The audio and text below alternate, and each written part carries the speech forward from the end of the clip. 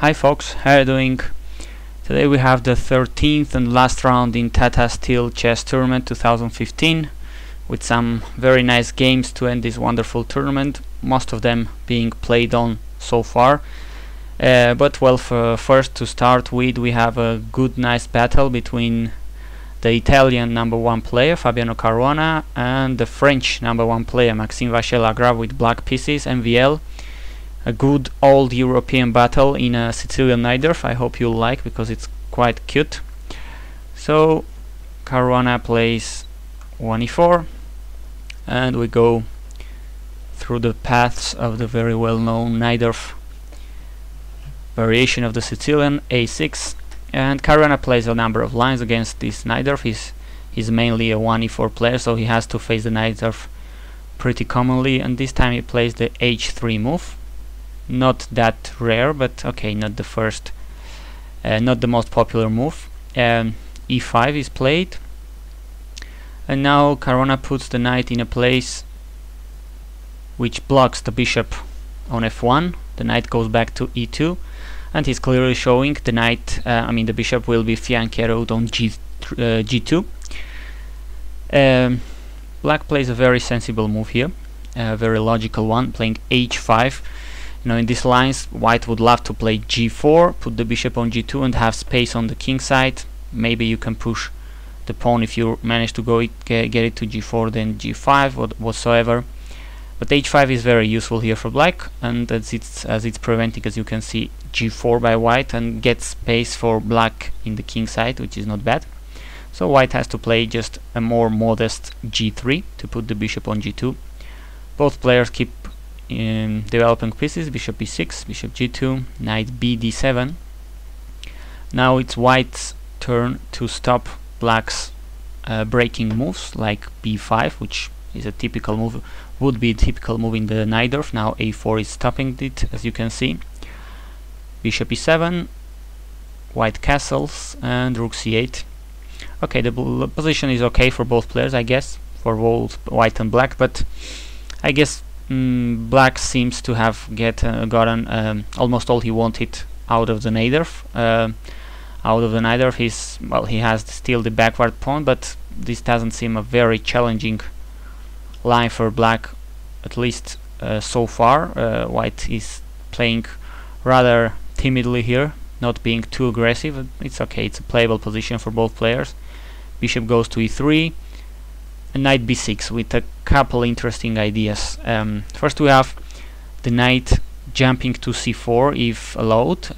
The bishop and the rook would be protecting it, attacking the bishop on e3, etc., attacking b2, which could be a cool idea. Another idea black has is to play the liberating d5 move. Note that both knights, the queen, the bishop on e6 are supporting this d5 advance, so black has a very healthy positional idea here. b3 is played, stopping this knight from jumping to c4, so black goes with the second plan, d5, which gives freedom to black. He gets rid of the backward d6 pawn, as we can see. d5, bishop takes, queen takes, and now Caruana simplifies the position, takes on d5 with the knight, knight takes, pawn takes, the bishop has to go back, and we have one thing for another. White has a nice looking passed pawn on d5. It's going to be relatively easy to support. Protected passed pawn, we may say already, but black on the other hand has the bishop pair. Apparently not that much weaknesses. White doesn't have that many active pieces. The knight, the queen, the rooks aren't connected, so it's an okay position for black, I would guess. c4, overprotecting the protected passed pawn here. Queen to d6 and a5. Yeah, Caruana tries to control source of counterplays here on the queen side, pushes the pawn to a5, but guess what? Caruana-Vachier Lagrave goes for the active play on the other wing of the board. f5, he knows he doesn't have that much space, he doesn't have the protected passed pawn, but he has the bishop pair, and he has prospects here on the king side, why not? Queen to d3, and there we go, h4. Already using the rook on h8. You know, the queen and the bishop pair aren't that badly placed, so looking for an active initiative here, for active play, which is actually very cool.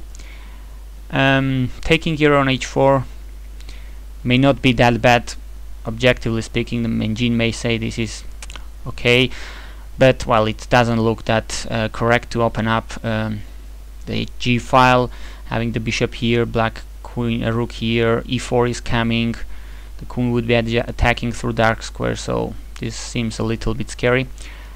Well, instead Caruana does g4, which, I mean, I don't know. Black here keeps calm and plays a very nice move.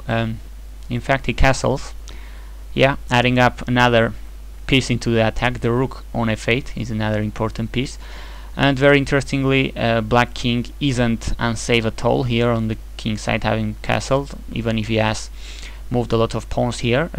White doesn't have active pieces to reach this king at all, so it's helping actually black. Black has an active and nice position here.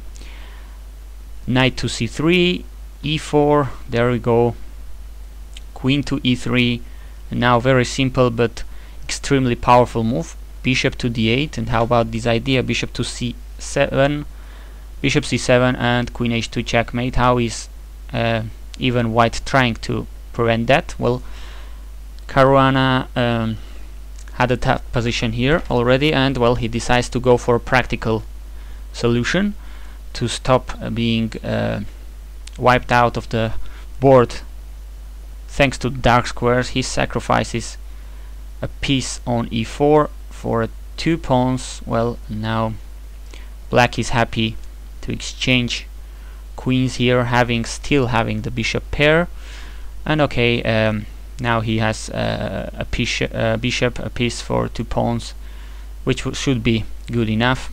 f3, bishop to e7. Always you always try to improve your pieces, coordinate them better. Rook comes to f8 from c8 to support his colleague on f4. King f2, rook c f8, king e3. Wow, walking into the center with the king, with black having all these active pieces, the bishop pair, the rooks coordinated here.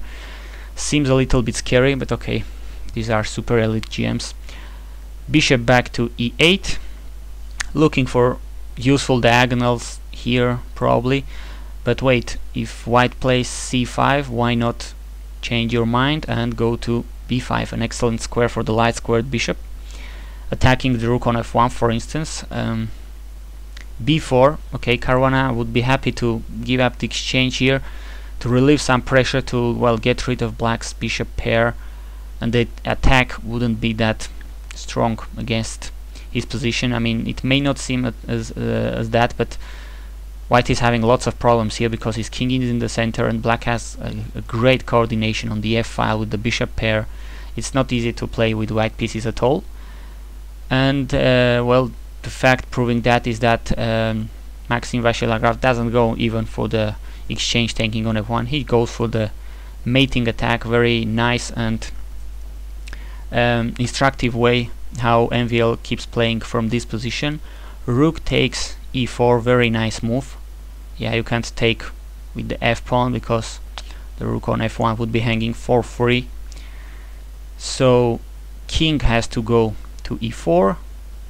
I mean, it's curious. Black had here the exchange to take on f1, but it is black who's giving up the exchange here. King takes, well, all these to expose even more this poor king into the center, and now rook to e8, threatening all kinds of deadly discovered checks. Caruana, well, must be lost at this point already. He goes to f4, but now it comes a nice combination. Once again, you can try to find out, well, what's going on by yourself, calculating, although it's not that difficult, honestly speaking. g5 check.